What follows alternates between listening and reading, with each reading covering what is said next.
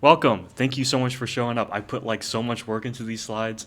I was up to like 3 a.m. doing this. So I'm really excited to share some like tips and tricks. I don't know like everything there is to be known in graphic design, but I can certainly share what I have gathered for Archimedes. So hope you're excited. Glad you could show up.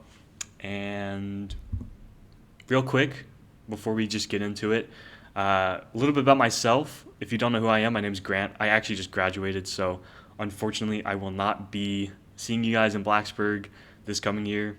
Womp womp. I was the secretary this past year. The year before that, I was the president, and I did quite a bit of graphic design stuff in high school. Eventually, moved to be a VFX artist. But I'm gonna be honest, like it doesn't sound like it's a super useful skill, graphic design, VFX and stuff like that, but it really is, especially in like STEM and engineering. Like you wouldn't think it, but it's like if you can make something look good, a lot of people will think it is good. You can make something that's like not a great thing look super amazing with presentation. So I think it's a really useful skill outside of just Archimedes. And if you're wondering why there's potatoes on the side, it's because I'm from Idaho. So, okay. I split this workshop. I split this workshop up into two sections: how to be an artist and how to be a designer. You'll see why in a minute. But this first section, not a whole lot of technical stuff. It's just me convincing you to use reference images because a lot of people do struggle with that. So I'm gonna start with a quote.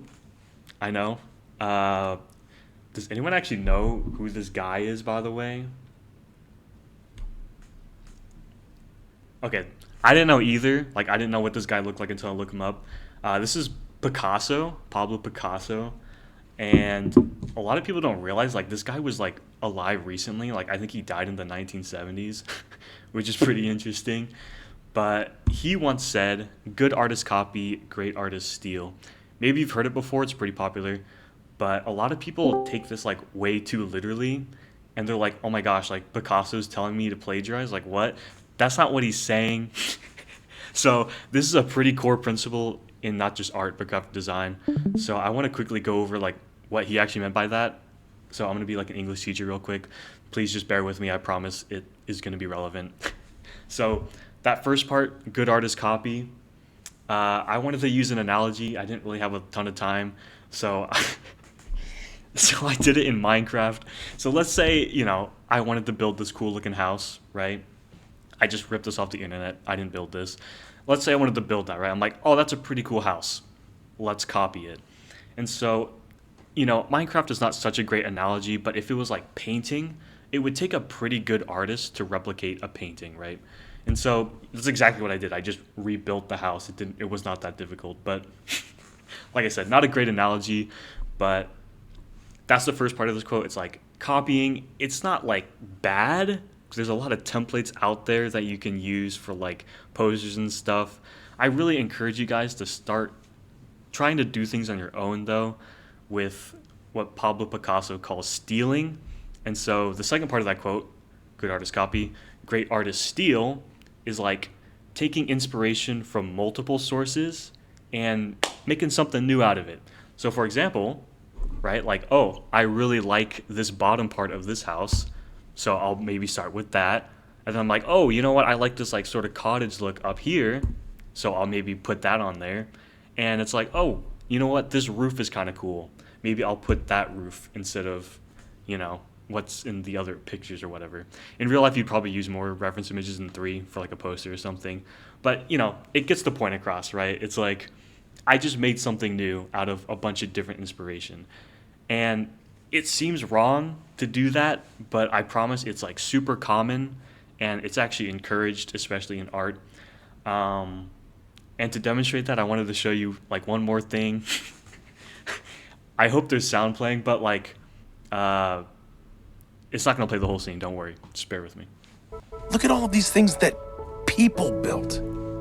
You might see a mess. Exactly. And a bunch of weird, dorky stuff that ruined my perfectly good stuff. Okay, what I see are people inspired by each other and by you. people taking what you made and making something new out of it. Okay. So I showed that because, well, first of all, I want to get it through your head that like someone has done it better. I'm not saying like you're a bad artist or anything. It's just that you can't just like sit down and try to come up with something. It's going to be really hard to do that from just your brain. But on the other side of the spectrum, you can't just straight up rip someone off, you know, and just like take what they made and just replicate it exactly. I mean, like I said, it's not like necessarily bad, but I really encourage you guys to start doing what Pablo Picasso calls stealing, where you just be inspired by several different things and you make something new out of it, just like Emmett said, right? And so here's another quote. I'm not gonna like break it down or anything. I promise this is the last one. I'm very philosophical today. But someone once said, to be a designer, you must first learn how to be an artist. To be an artist, you must first learn how to steal. And I like that because it's a nice logical progression, like stealing, to be an artist, to be a designer. I think that's great. And who said that? This guy. You probably don't know who this is. He's just like a guy that makes tutorials on YouTube about 3D modeling. If that interests you, you could check him out. He's pretty cool. Not sponsored. Oh God, I forgot that was in there. So I'm going to stop using the word stealing and start using the word or phrase reference images, because stealing is not such a great term. I'm going to be honest with you. Sorry, Picasso. But you've probably heard this thing, everything's a remix, basically says that, there's not really anything original out there. Everything's just a remix of something else. I like kind of agree with that. But what I'm trying to say is inspiration doesn't have to be like if you were designing a poster, you don't have to get it from another poster. You could literally like see a twig on the ground and be like, yo, that's a pretty cool twig. Or like see someone's clothes and you're like, hey, I really like that color scheme. I'm going to take a picture of that. Or, okay, you probably want to take a picture of them, but like, you get the point. But even the best landscape painters, like they go to the landscape they're painting to paint the landscape, right? That's a reference image. So let me address the elephant in the room here, this meme. I saw this on my feed and I put it in here because the fact that this even exists just kind of proves that people really struggle with this, like using reference images. And it's like really hard, I know, to like put your ego aside and like look up other people's work. Trust me, it's like perfectly normal and you should absolutely do it. So I hope you're convinced to use reference images. I know that was like a super long ramble about why you should do it, but there really is nothing wrong with good ideas that you didn't think of. I just want you to keep that in mind. Just kidding. There's actually one more reason why I want you to use reference images. It's because your memory is terrible. So if I asked you, for example, to draw a house from memory, you might, for example, not remember that there's sometimes these things. Don't know what they do, but, they probably hold up the roof or something. Sometimes there's like a chain instead of a gutter. Maybe that's a design decision you want to do. Sometimes there's these fan things on the roof. You might not remember that the pillars sometimes don't go all the way down to the ground. They stop at like this rock pedestal thing. You might not remember that there's like this baseboard thing on windows where you can put plants on and stuff. And that sometimes windows have these like fake shutter things for detail, I guess. Right? So these are things like you wouldn't have known if you didn't look up reference images. So, okay. Rant over about reference images. I hope that convinces you. So where do you actually find graphic design inspiration? Well, the most obvious source is Google Images, of course. I urge you guys to not use Google Images because it's not tailored to graphic design stuff. There's some irrelevant stuff they throw in there, and it can be kind of hard to navigate, honestly. You wouldn't know it until you use the other websites that are tailored for graphic design, which I'll show you in a little bit. But I also want to quickly mention Instagram and Pinterest. Those are also decent places to look for inspiration. I have like a whole collection on Instagram for graphic design, but I do understand if your algorithm's not tailored to that, you're probably going to have a harder time finding that stuff. So these three things, I'm just going to put a little box around it. Like maybe try not to use these and try to use the other ones, which I'm going to mention right now. So the first one, this is my favorite one that I like to use. It's called Behance. I think Lana said like this looks like a corporate version of Pinterest or something. And it's kind of true. So I'm just going to show you what this is. Can you guys see this, by the way? I don't know if I hit entire screen or just Chrome when I shared my screen. We can. Okay, thank you. But yeah, this is Behance, and you can immediately see already that it's super tailored to like design and stuff, and it's a lot more useful than Google Images. You know, obviously you can like search stuff. I personally um, have my own. They call it a mood board, where I just like saved a bunch of graphic design stuff, and this is a lot better because like if you click on one, it like goes in detail, and it's like immediately you can probably recognize this is like so much better for inspiration. I also saved like some brochure designs and stuff. It's like a bunch of different things in this mood board. Um, if you want it, like I'll just put it in the chat sometime. But you can obviously find this stuff all over the place on this website. It's a good site. Highly recommend it. Another one people use is called Dribble. That is not misspelled. It actually does have three B's. um, it's like the exact same thing as Behance. So I don't really use it that much, but sometimes if I struggle to find something, I can probably find it on here instead. So just another option for you. Design Inspiration is another one. I'm gonna be honest, I've never used this one, but I know people like to use it. I think it's more centered around product design, but I'm sure you could probably find things for like posters and stuff. Um, but thought I'd put that on your radar.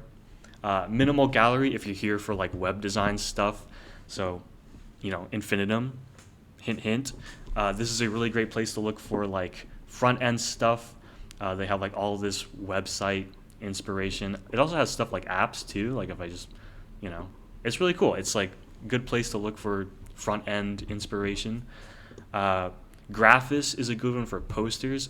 I'm gonna be honest, this one's more artsy, so maybe this is not really down your lane. Probably wouldn't be using this for like Archimedes stuff, but you can see there's like movie posters in here. But yeah, you can probably see what I mean. It's like super artsy, but you don't have to like you're not like recreating these, right? You're just using it as inspiration. So like this one, you're probably like, that's a cool color scheme, right? So it doesn't matter if you don't have like the skill to recreate these. You're just using it as reference. So there's really nothing wrong with it being super artsy. Like maybe you like this thing here, the bubbles, I don't know, or you like this gradient, right? So, good thing to keep on your radar.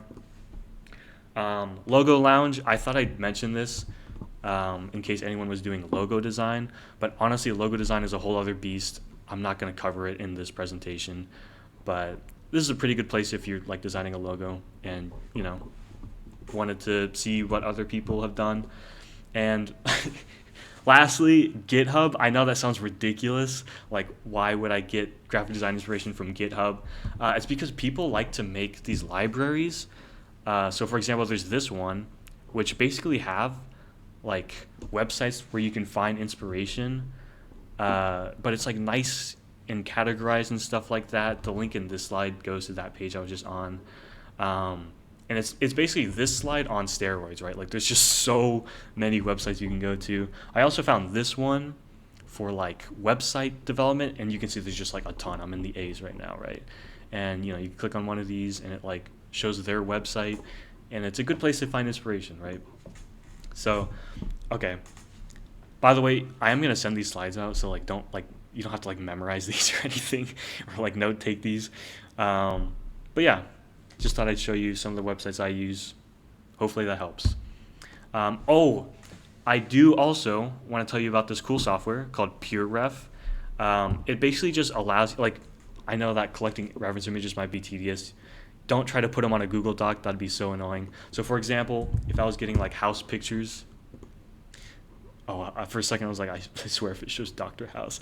But, like, this is PureRef. I just opened it. It's super nice because you can, like, copy the image, and it's just this infinite canvas where you can just paste images and stuff like that. I've also found it useful for like my assignments too, like I would just like put stuff in here when I'm working on an assignment to remember things. Like you can put notes here as well. So yeah, really good software. It's free. Highly recommend it. But yeah, those are some resources I like to use. And that was that section. I know, not super technical, but does anyone have any questions about that section in particular?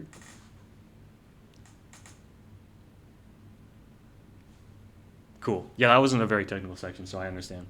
All right, This next section, though, I'm actually gonna get into like the nitty gritty details and stuff like that. Probably why you're here, right? But that was probably the most important part. I'm gonna be honest. Like using reference images, please don't forget that. Okay. So, quick disclaimer. I know not everyone can like afford Illustrator or anything, so everything in this presentation is based around Google Slides, which Archimedes uses anyway for flyers and brochures. I know there was some talk about Canva. I've never used that before, but yeah, just wanted to put that out there that like this is for Google Slides. Sorry if that's not like what you use or anything. Yeah. Okay. So first of all, it's pretty tempting to just throw things on a piece of paper or something and say, oh, good enough. It'll attract some attention and maybe get some QR scans. Don't do that. Please don't do that. Actually put some effort into your posters and flyers and stuff like that because it attracts more attention, number one. Like if you're walking on the drill field and there's like a white piece of paper on a lamppost, like you're probably not going to look at it, let's be real. Excuse me. It also builds better reputation. Like if they constantly recognize like the same style across different posters, they'll probably be like, you know what, let me actually check out what this is. That looks interesting. And also it's easier to read. So this poster on the right, we're going to like redesign as we go along. So obviously like if you were to actually make this a poster, there'd be pictures and stuff like that. Didn't put that in there, so just heads up. Okay, so the first concept I'm going to talk about is layout. And so before you even put anything down, it's always a good idea to just decide where you want things to be. And so we're going to talk about hierarchy in a little bit, so I'm not going to talk about that right now. But you don't have to follow it exactly. Like if you just put something on there, you can always change it around later. It's not like a law, right? But the most important thing is guides. And I'm going to show you how to do this in Google Slides. Guides, I'm sure are like super universal, so it's not just Google Slides that has this feature. But if you don't have the ruler enabled, View, Show Ruler should have that enabled anyway. It's a great tool. But if you right click, you can add vertical guides, and it's super useful because you can basically plan out where you want different things to be. And so maybe like these outer guides, by the way, are for like the print area because not all printers actually print all the way to the edge. So you shouldn't have stuff past this area that I'm making right now. It's not usually 0.25, but I'm just doing it anyway for the sake of demonstration. But yeah, it's like super nice because now if you add shapes, it just like snaps to those corners, and that's super convenient, right?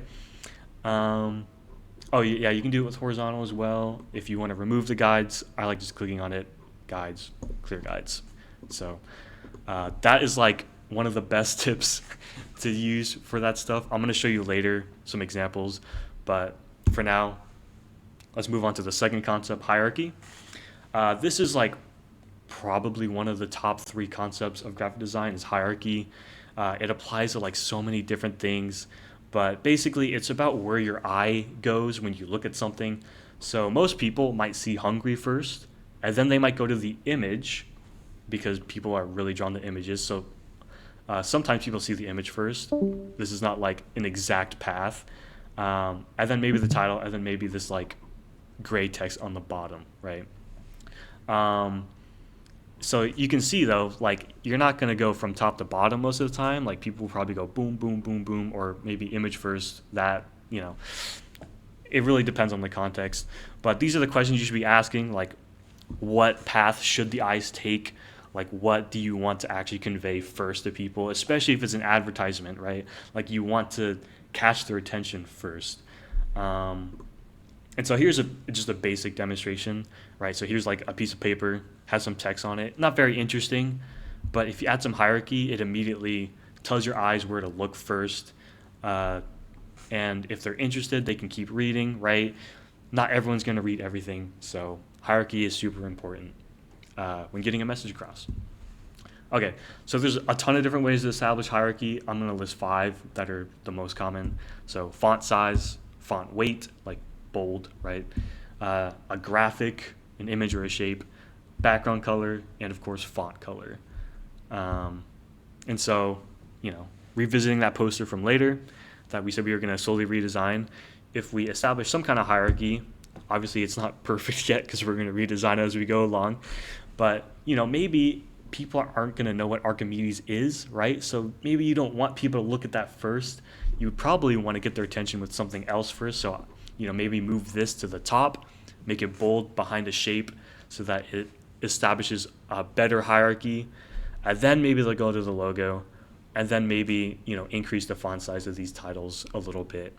And that establishes some kind of hierarchy. There's no color yet. That is like a whole different topic that I'll get into later. But that also helps establish hierarchy. Okay. Another pro tip, icons can help make something stand out. I've kind of stopped using them, if I'm being honest, for no particular reason. But some two resources that I like to use, I just have like this Google Slides that I've shared with some people. These are cool though because they're like compatible with Google Slides, because like you can actually like change the color of them, and like you can even like click on them like individually, and you can like change I think it's just really cool to have this slide deck. The link in that slide does go to this one, and there's like a ton in here. So I highly recommend that one. There's also this website that I like to use for like web design. It's called Flaticon, and they have like just a ton of icons. Like there's 101 pages just for that set alone, and there's like a tons of different sets. This is just like the featured ones, I guess. But yeah, like icons are really cool. Definitely use them sparingly though, because it can make it look messy if you kind of go overboard. Okay, before we move on to the next concept, that was kind of a lot of information. Does anyone have any questions about hierarchy or layout?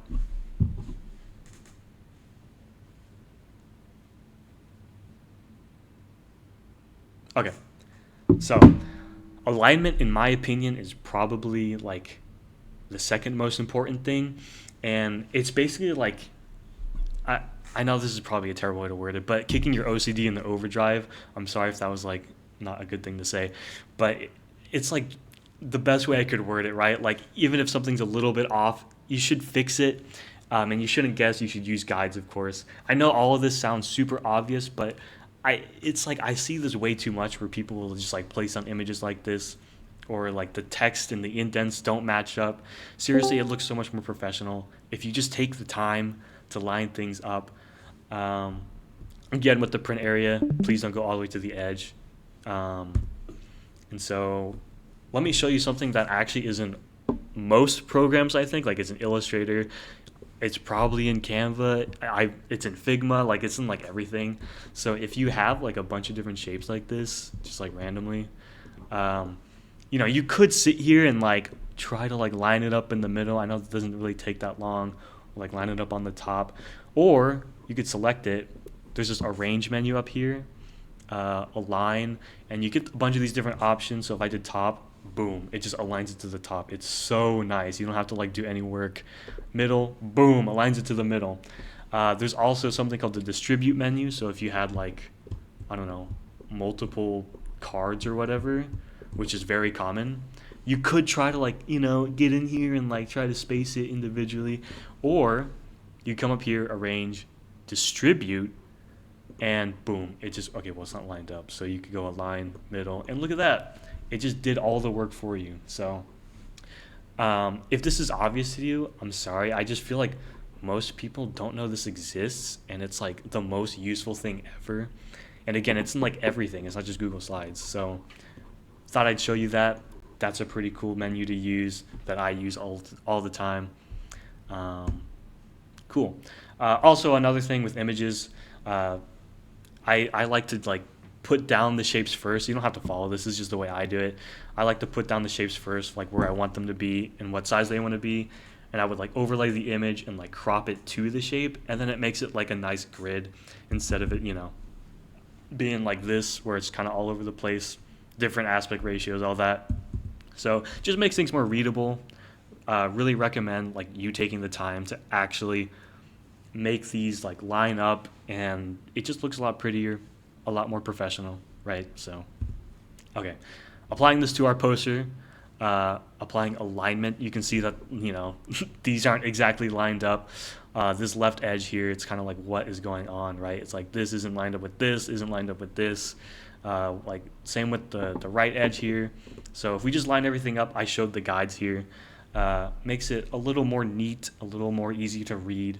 Again, I know it sounds obvious, but you have no idea how many times I see people just do this, where they just like throw it on there and they call it a day. Seriously, take the time to align things. It makes a huge difference. Okay. Now it's like we don't have a lot of breathing room. It's like things kind of feel cramped now. So I want to talk about spacing next. So I like to say if you don't have room for breathing room, you don't have room for content. So if you have like a giant paragraph and you can't fit that thing and make it look neat, I would try shortening the paragraph, like literally deleting some words or sentences before you try sacrificing some space. So for example, like I see this so much, like people would just put the text up against the image or something. Please don't do that. Just add some breathing room, makes it a lot nicer to look at, easier to read. Also, this one's a little like, you don't like really have to do this, but if you're picky like me, I like to add some space under the headers, and it just makes it even more easy to read. But that one's like kind of, you have to be careful because if you make it too big, then it kind of clashes with this space here between sections, and it can get weird. So just be careful about that. But I do want to tell you about the spacing menu. You probably know about this already, but a lot of people don't use it. Like they'll probably just select a bulleted list and do like 1.5 and call it a day. I prefer to do something like 1.15 and add spaces after each bullet point. And it makes it look a lot more readable, right? Like you can easily tell where each bullet starts and ends now without having to look at the bullet point itself. Just a lot neater, a lot easier to read, right? Like I said, right? Yeah, please utilize the spacing menu. There's also something, it's a little more off to the side, but if you go to format options, there's like, it's not just padding, there's like a ton of options. Sometimes it's hidden in those three dots, but I like using this text fitting menu. Sometimes the padding is too big and you know you want to change it or something. There's also indentation options here. So I recommend just, you know, experimenting with this stuff a little bit, getting used to it because this stuff is genuinely useful if you want to, you know, make things not the default, right? Okay, so applying this to our poster, right? We had everything lined up now.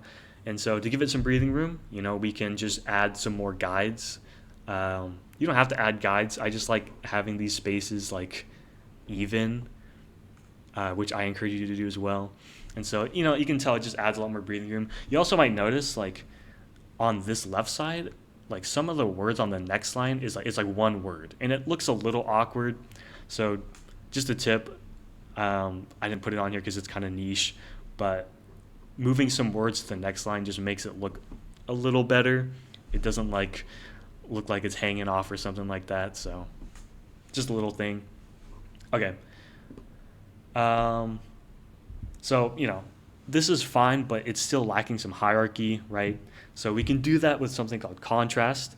And so contrast affects how you read things. And so there's something called WCAG compliance.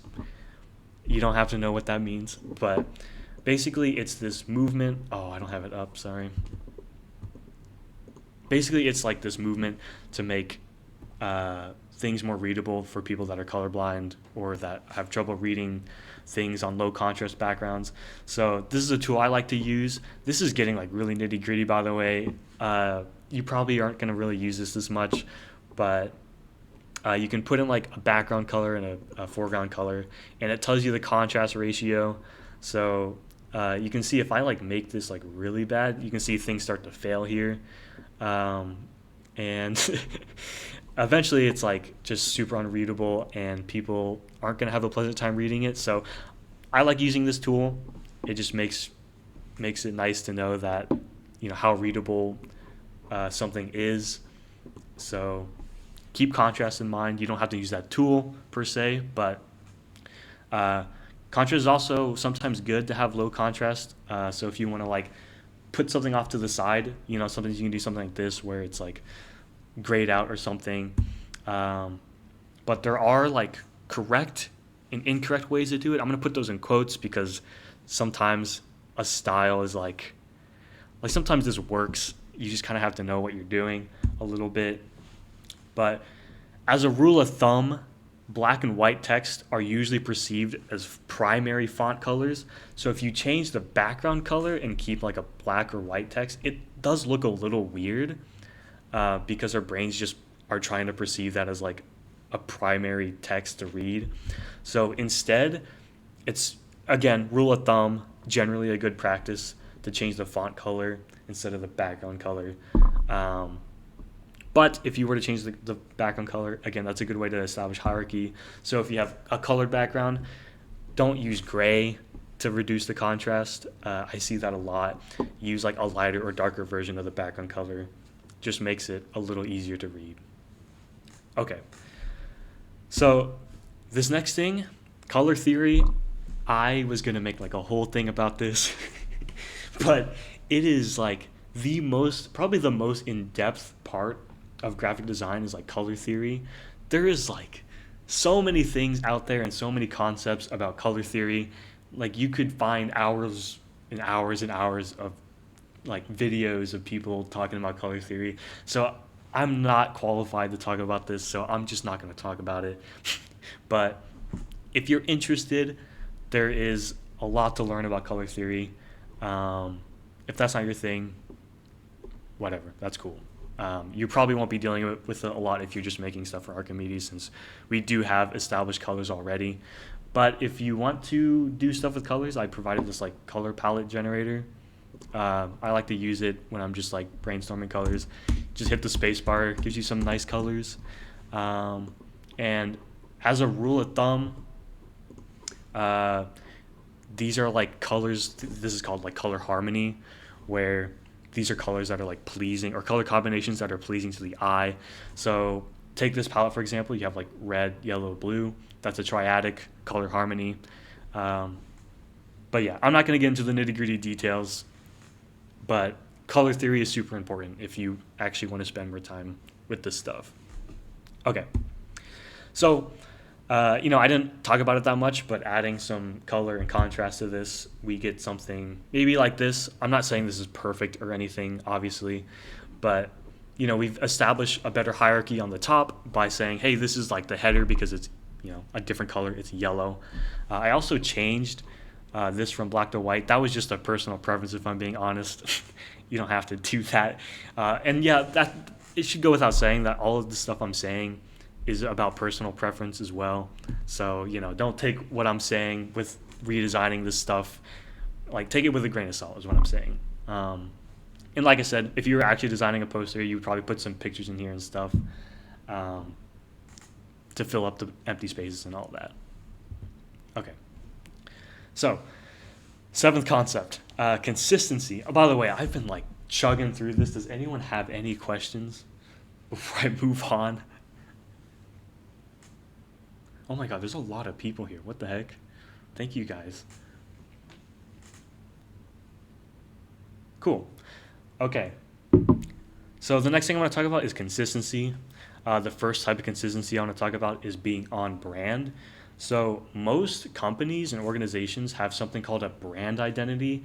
It's basically like this document that shows the company colors, the fonts, the shapes you should be using, the styles you should be using, that kind of thing.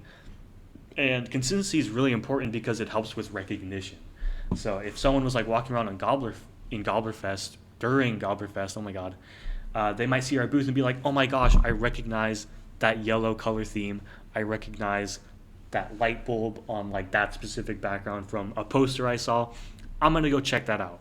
It also helps with memorability, like people see the yellow or they see like the light bulb and they're like, oh, I remember seeing that somewhere. And it also just makes you appear more as like one unified entity. If it's like all over the place, people might not recognize you as easily. We actually have one of these. Maybe you've seen it before. That link in the slide does go to this as well. But yeah, it's not much because we're not like super big or anything. But it just has some basic guidelines on how you should use the logo. There's some hex codes. Please use the actual hex codes for the color. Don't just guess like what yellow it is. Here's like the neutrals. And here's the team colors. I want to stop here on this slide because Metropolis is not actually available on Google. So I tend to substitute this font for something called Work Sans.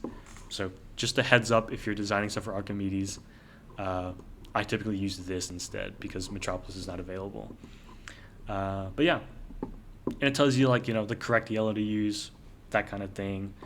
And yeah, like I said, most companies have something like that. If you're making stuff for Archimedes, make sure to follow it. Okay. And I see this all the time. People like make something for like teams and they just like guess the color. And it's like, come on, like please just use the colors that we've established over the years. Really, it just makes us appear more professional. And yeah, please use consistent fonts too. That should go without saying. Okay. But like I said, it's not just a brand thing. Sometimes it's like super hard to spot. So for example, Arial and Roboto look pretty similar. Also, a 13-point font looks similar to a 14-point font. I know this sounds super obvious, but please just be aware of this when you're designing things because it actually can cause a chain reaction when you copy elements and you don't realize you accidentally used Arial instead of Roboto or something, right? So just keep that in mind. Okay, typography. There's just like color theory, typography has like so many different things to learn about. I'm literally going to touch on it just super briefly, but just as like some rules of thumb, try not to use more than 2 to 3 fonts. Just starts to look a little messy. Using similar fonts like Arial, Roboto, it just clashes. So just try to find fonts that are pretty distinct from each other. Sometimes it's tempting to use something that's like super, super fancy. But especially if it's for an advertisement, you should prioritize legibility. I say most of the time because sometimes it is like kind of nice to look at. And also just be aware some fonts you find on the internet do require a license. I'm going to be honest, sometimes I just ignore that. Like, I don't honestly know who's enforcing that. But you know what? Don't listen to me. That's like super, not moral and not ethical. Just, be aware of that. And yeah, like I said, refer to the brand identity guidelines if you're using stuff for Archimedes. But in general, there's 2 types of fonts. There's sans serif and there's serif fonts. Serifs are basically just like these little protuberances, for lack of a better word, that just make it look fancy. But as a rule of thumb, you would use serif fonts for things that are like formal or fancy. Most of the time, you'll probably be using sans serif fonts, which are just it's exactly what you see on this slide. It's just kind of nice for digital things, makes it easy to read, and it's modern and clean. Probably the most common type of font.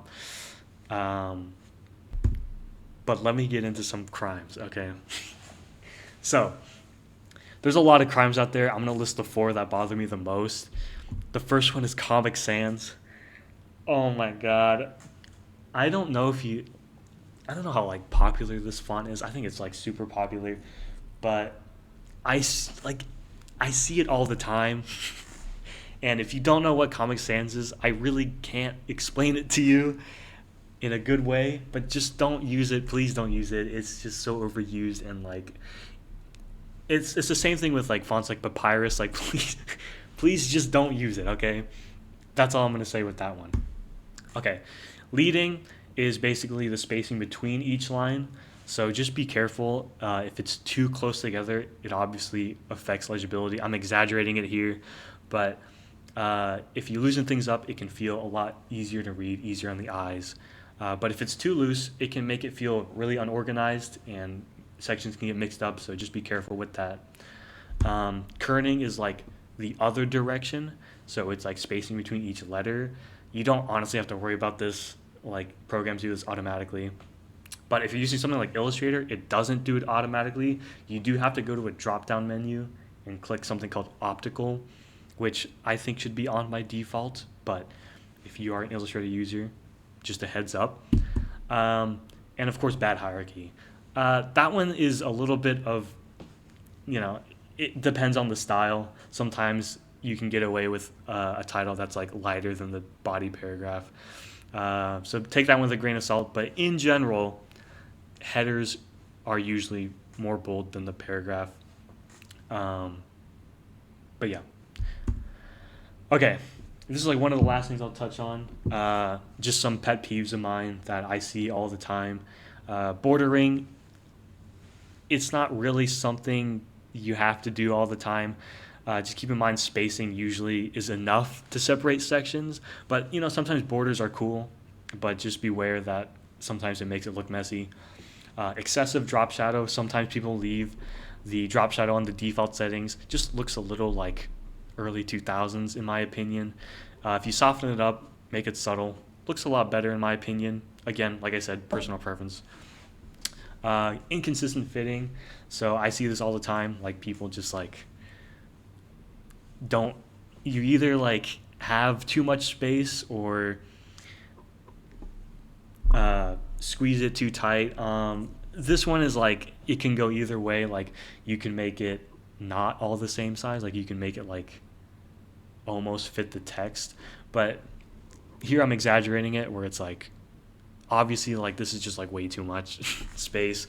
Um, and finally, inconsistent corners. I see this all the time too. Please make sure you're using rounded and square corners, uh, not together. But yeah, like I said, like all this stuff, it really depends on the style that you're going for. But like I said, in general, like these are some things you should try to fix when you're making something. Okay, so before I move on to that, I just want to show you some examples of uh, like layout and stuff like that. So for example, you might notice that this is actually a new slide template, and I will like post this out for people to use and stuff. But if I right click here and I show guides, you can kind of see my thought process, like what guides I laid out and like how things are fitting in here. You can see this is some spacing here between the logo and the page number. Um, and it's like things that you kind of get over time. So same with here, it's like this text box. Okay, well, it doesn't go all the way up, but uh, you can kind of see the thought process that went behind these slides if you show the guides. Um, I also want to bring up the sponsorship package, similar thing here. I didn't use this for every slide, so not like everything's lined up. I apologize. But if I show guides, you can kind of see my thought process here, like where I laid things out. These images being like similar sizes, fitting within the guides. So, like I said, guides are like probably the most important part of this stuff. So, um, I think there was like something else. Whatever. Okay. And the last thing I'll say, you know, graphic design is an art. Like any art, it takes practice. You're not going to get it on the first try. I know I didn't. To this day, I'm still learning things and I'm still improving. It really is just like it takes a lot of practice to master. So, don't be discouraged. Don't be upset that doesn't look as good. I will say though, if you have something that you designed that you want to share with me, I will gladly walk you through some feedback that I can give you. This especially applies to the promotions committee. Seriously, just let me know. I can give you some tips and tricks that I didn't put in this presentation. But yeah, that is all I had. Like I said, pretty much under an hour. Not a whole lot of stuff. But does anyone have any questions about this stuff?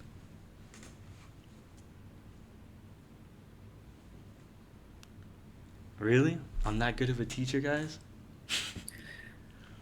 No, that was a really great presentation. Thank you. Appreciate that. I do want to ask, like, these things that I presented, was that like obvious? Like, I hope it wasn't like you're like, okay, well, duh, Grant. Like, I hope I'm not like, I hope that was actually useful. That's what I'm trying to say. Like, did you guys learn something new in this presentation, or was that just like kind of obvious? Wasn't really obvious, but it was easy to follow, so to say. Okay, I asked because I am thinking about doing like an intermediate version, which actually has like more advanced stuff, but I don't know if I want to put the work into that, honestly. Well, I mean, for me, I think like I genuinely learned a lot.